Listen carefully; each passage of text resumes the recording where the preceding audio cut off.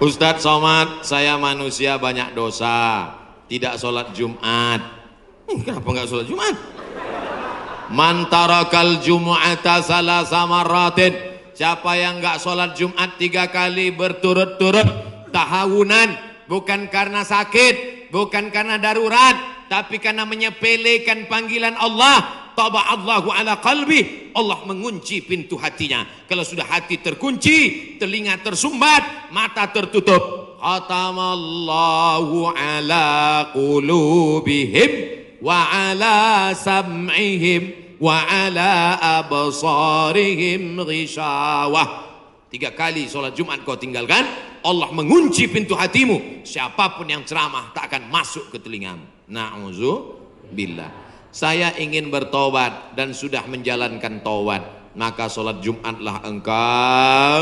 Siapa yang datang hari Jumat saat yang pertama seperti berkurban seekor onta, datang pada saat yang kedua seperti berkurban seekor lembu, datang saat ketiga seperti berkurban seekor kambing, datang saat keempat seperti berkurban seekor ayam, datang saat kelima seperti berkurban sebutir telur ayam. Sekarang banyak yang datang hari Jumat, jangankan telur ayam, telur puyuh pun nggak dapat. Datangnya kapan? Ketika khotib sudah naik ke atas mimbar, jamaah Jumat yang dimuliakan Allah, baru dia datang. Terlambat, udah terlambat sholat sunat lagi. Allahu Akbar. Pakai baju kaos tertulis, emang masalah buat lo.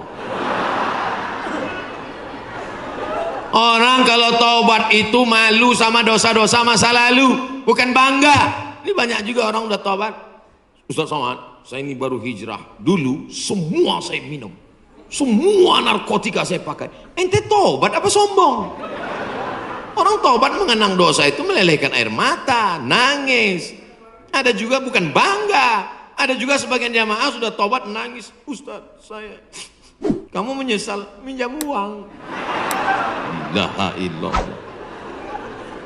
Kenapa hati ini masih keras Ustadz? Belum bisa nangis di saat tahajud Ustadz. Datang seorang bertanya kepada Nabi, an qaswatil qalbi, hatinya keras. Apa kata Nabi? At'imil masakin wamsah ra'sal yatim. Kalau mau melembutkan hati, kasih makan fakir miskin, usap kepala anak yatim. Siap? Ngaji jangan ditunda-tunda. Pulang dari sini langsung mampir ke rumah makan, beli nasi bungkus, bawa ke panti jompo. Anak mereka sudah meninggal, hidup sebatang kara, belikan kain sarung, langsung datang. Assalamualaikum Bapak Ketua Panti Jompo. Waalaikumsalam. Berapa semua orang jompo di sini? Ada 100 orang. Saya mau makan siang sama mereka. Semuanya 2 orang aja. Kebetulan bawa nasinya cuma 2 kan. Melihat mereka nanti menyuap, menggeletar tangannya memasukkan nasi yang kau masukkan, maka disitulah hatimu akan lunak. Pergi ke rumah anak yatim, tanya, anak yatim sudah berapa bulan gak bayar uang sekolah. Lihat bajunya, dijahit, sobek, rupanya kain sudah lapuk. Kain kelas 1 dipakai kelas 6. Belikan bajunya, senangkan hatinya. Nabi yang mengasih resep ini, an qaswatil qalbi, azab yang paling hebat bukan miskin, azab yang paling dahsyat bukan susah, azab di atas azab adalah hati yang keras. Wa inna minal hijarati lama yatafajjaru minhul alhar, ada batu keras tapi masih bisa mengalirkan air. Wa inna minha lama yahbitu min khasyatillah, ada batu yang keras tapi hancur berkeping ketika takut kepada Allah. Di atas bukit Tursina, saya ketika naik ke atas bukit Tursina di Mesir, tempat Nabi Musa menerima wahyu, itu nampak batu-batu hancur. Kata imam masjid yang ada di atas, inilah batu yang hancur saat takut kepada Allah SWT. Tapi kalau sudah hati menjadi keras, maka tak akan meleleh apa-apa. Kalau ada orang tidak meleleh apa-apa, pelit, medit, bakhil, itu salah satu ciri hati yang keras. Lunakkan hati dengan banyak bersedekah. Saya kalau ikut pengajian, telinga saya tahan. Kalau ikut sholat malam, mata saya tahan. Kalau datang ke masjid, kaki saya tahan. Tapi kalau sudah keluar duit, dompet saya nggak tahan. Banyak orang ketika keluar, alhamdulillah masjid ini adalah wakaf orang-orang baik di Panyawangan, di Jawa Barat. Ternyata orang-orang Sunda, orang-orang Jawa Barat ini berwakafnya tidak tanggung-tanggung, langsung satu masjid. Mudah-mudahan akan banyak wakaf-wakaf yang lain insyaallah. Amin. Sekarang banyak juga orang berwakaf. Ustaz Somad, itu tanah saya wakafkan. Mantap. Begitu diurus di Badan Pertahanan Nasional, rupanya suratnya 5. Kenapa kau wakafkan tanah bermasalah? Karena bermasalah, itulah saya wakafkan Ustaz. Na'udzubillah. Kalau hatimu masih keras juga, hadirlah di tempat penguburan jenazah. Berdirilah di tepi kubur tempat jenazah. Kubur, suruh kawan satu nyenggol dari belakang. Masuk kau ke dalam, kau sambut jenazahnya, kau pegang masuk ke lubang, terasa dingin dari bawah. Sadarlah bahwa kau juga akan mati masuk ke dalam. Rumahmu yang besar tinggal, istrimu akan nikah dengan brownies. Mobilmu yang mewah akan dijual, suratnya akan berganti di kantor Samsat. Tanahmu akan diganti akte notaris. Kau hanya akan membawa 2-3 helai kain kafan, digulung macam dodol Garut. Apa yang kau bawa mati menghadap Allah Subhanahu wa taala? Ada orang Islam mati bawa seragam, ada. Tadi saya baru dikasih jaket kulit, sayang sekali. Tapi jaket itu pun tinggal kalau kau mati, Abdul Somad. Kenapa nggak dipakai sekarang? Panas. Apa yang kau bawa mati? Kalau pernah kau usap kepala anak yatim, kalau pernah kau infak sedekah untuk masjid, itulah yang akan kekal abadi. Yang mewakafkan tanah ini sudah meninggal, tapi terang kuburnya, lapang makamnya insya Allah. Amin. Pikirkan, orang yang cerdas bukan yang IP-nya 4, orang yang cerdas bukan otaknya hebat. Al-Kayyis, orang yang cerdas, mandana nafsahu, mampu menekan hawa nafsunya, wa amila lima ba'dal maut, dia beramal berpikir setelah mati. Ini banyak orang mikirnya setelah pensiun. Saya alhamdulillah Pak Ustaz udah siap nih setelah pensiun nanti. Memangnya yakin malaikat maut datang setelah pensiun? Banyak malaikat maut datang sebelum pensiun. Pikir baik-baik. Pikir itu pelita hati. Lama berpikir sakit hati.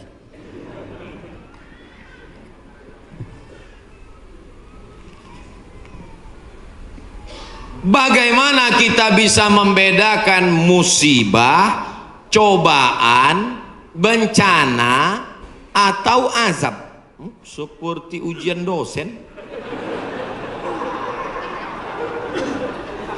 Misalnya virus corona yang sedang merebak sehingga dampaknya pada kaum muslimin, khususnya muslimin di Indonesia yang tidak dapat melaksanakan ibadah umroh. Pertanyaan dari Bapak Ridwan Ahmad Faizin Emrian Abidin Bandung. Ternyata ini pertanyaan kolektif.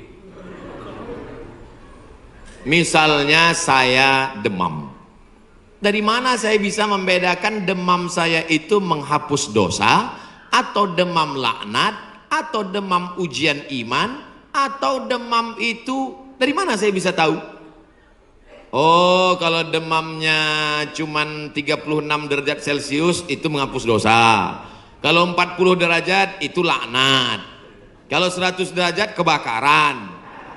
Di mana kita bisa tahu?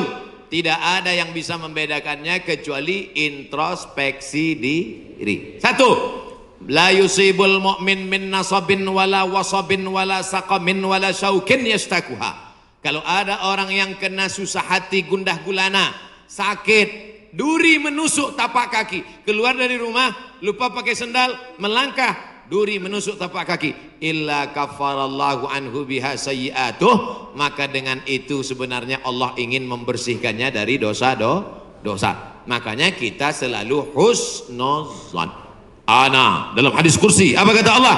Ana inda husni zanni abdi bi, aku menurut prasangka hambaku kepadaku. Maka kalau kita kena penyakit, yang pertama husnuzan pada Allah, bahwa sebenarnya Allah ingin membersihkan kita dari dosa. Yang kedua, saya nggak ada dosa Pak Ustaz. Apa dosa saya? Saya nggak pernah minum khamar, saya nggak pernah sabu-sabu, saya nggak pernah berzina, saya nggak pernah pakai narkoba. Dosamu adalah ketika kau merasa bahwa kau tidak berdosa. Itulah dosa. Dosamu adalah ketika engkau sehat tapi tak kau pakai mensyukuri nikmat Allah. Itulah dosa. Maka ke siapa yang berkata saya tidak pernah silap, saya tidak pernah salah, saat itu dia sedang silap dan salah. Al-insan mahallul khata' wan nisyan. Manusia tempatnya silap, lupa dan salah. Yang kedua, ketika kita sakit, sebenarnya Allah ingin mengangkat derajat kita, karena sebetulnya amal kita tidak cukup. Kita sudah ditempatkan di tempat surga Jannatul Firdaus, tapi ketika malaikat ditanya, sudah cukupkah amalnya? Belum. Beri dia ujian supaya amalnya mencukupkan dia dengan amal sabar. Ada amal yang lebih tinggi dari tahajud, lebih hebat daripada jihad. Apa dia? Innama yuwaffas sabiruna ajrahum bighairi hisab. Amal sabar menerima musibah, tidak caci maki, sumpah serapah. Yang ketiga, bisa jadi laknat Allah. La ta'murunna bil ma'ruf. Mestinya kau tolong saudaramu yang ada di Uighur. Mestinya kau bantu saudaramu yang sedang teraniaya di India. Tapi mulutmu diam, kau tak mau menolong. Ketika musibah dikirimkan Allah dalam bentuk bencana, ternyata yang kena bukan yang jahat-jahat saja, yang baik-baik pun ikut juga kena. Maka tidak ada cara lain kecuali mohon ampun, minta ampun, taubat, nasuha kepada Allah Subhanahu wa ta'ala. Oleh sebab itu maka yang bisa membedakannya hanya Allah, dan kita hanya berhusnuzon kepada Allah Subhanahu wa ta'ala. Bagaimana cara membentengi bencana yang semakin banyak akhir-akhir ini? Itulah yang udah kuceramahkan tadi.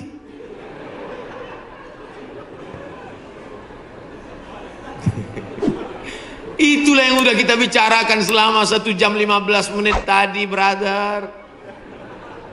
Tadi saya yakin ini pertanyaannya sebelum ceramah. Apabila kita sudah baca amalan-amalan penangkal musibah, tapi musibah masih saja terus datang, bagaimana sikap kita sebagai muslim? Man lam yardha bi qada'i. Siapa yang tidak ridha menerima takdirku, walam yasbir bi balai. Siapa yang tidak sabar menerima ujianku, falyatlub rabban siwaya. Carilah Tuhan selain aku. Ada Tuhan selain Allah? La ilaha illallah. Maka kita tidak ada cara lain kecuali ridha, ikhlas, terima ketetapan Allah. Makanya ketika bangun pagi apa doanya? Raditu billahi rabba. Aku ridha menerima Allah sebagai Rabb. Apapun yang kau beri aku terima ya Allah. Wabil islami dina. Aku ridha Islam sebagai agamaku. Apapun perintah dan larangan Islam ku amalkan. Wabi Muhammadin nabiyya wa rasula. Aku ridha Muhammad sebagai rasulku, maka kita ikut sunnah Rasulullah Muhammad sallallahu alaihi wasallam. Terjadi juga ridha. Tapi kalau terjadi karena kurang usaha, hukum sebab akibat. Sudah disimpan uang di dalam dompet, dompetnya dikunci, dompetnya dalam laci, lacinya dikunci, lacinya dalam lemari, lemarinya dikunci, lemarinya dalam kamar, kamarnya dikunci, kamarnya dalam rumah, rumahnya dikunci, rumahnya dalam komplek, kompleknya dikunci, hilang juga. Terus mau ngamuk. Tidak ada cara lain kecuali ridha kepada Allah. Tapi kalau punya sepeda motor nggak dikunci, malah berhenti, mesinnya hidup, kuncinya diletakkan, terus sibuk beli ngobrol, beli kangkung 2 ikat, ngobrolnya 2 jam. Ketika dilihat hilang. Terus ketika hilang suaminya nanya, mana motor kita? Ridho mas. Itu bukan ridho, goblok. Mohon maaf saya keceplosan. Oleh sebab itu maka tetap ada Ahlus Sunnah wal Jamaah mengajarkan kita ada namanya al-kasbu wal ikhtiar. Bahasa kitanya namanya usaha. Kalau pemerintah menyuruh pakai masker, usaha. Jangan tidak ikut. Suruh cuci tangan sering. Sebetulnya kita nggak perlu belajar masalah cuci tangan. Ada nggak ada virus kita tetap cuci tangan, betul? Subuh cuci tangan, zuhur cuci tangan, asar cuci tangan, maghrib cuci tangan, isya cuci tangan, tahajud cuci tangan, witir cuci tangan, duha cuci tangan. Orang Islam paling sering cuci tangan. Makanya saya heran kalau sampai anak-anak kita diajarkan, mama siapkan gayung sama sabun. Untuk apa nak? Hari cuci tangan internasional. Loh, kita nggak perlu diajari cuci tangan. Nanti takutnya 20 tahun akan datang ada lagi namanya Hari Cebok Nasional. Dari 14 abad yang lalu kita sudah bersih, betul? Tidak akan ada bakteri bersarang di ujung-ujung jari kita karena kita paling sering cuci tangan. Tidak akan ada bakteri yang bersarang di ujung kuku kita karena kita paling potong kuku hari Jumat. Kalau seminggu tak akan mungkin kukunya panjang. Makanya Nabi berkata, azfaraka, kukumu kenapa panjang? Inna syaitana yaqudu ma tala minha. Setan duduk di kuku yang panjang. Makanya pertama yang dijaga dalam Islam adalah kebersihan. Kuman datang, binatang dipotong. Setelah dipotong darahnya keluar, karena ternyata bakteri ada di dalam darah. Setelah darahnya keluar, dipotong-potong, dicuci sampai 4 kali. Ibu, saya tidak punya saudara perempuan, waktu masih kecil di rumah, bantu ibu di rumah, saya disuruh cuci. Selamat, cuci daging, saya cuci.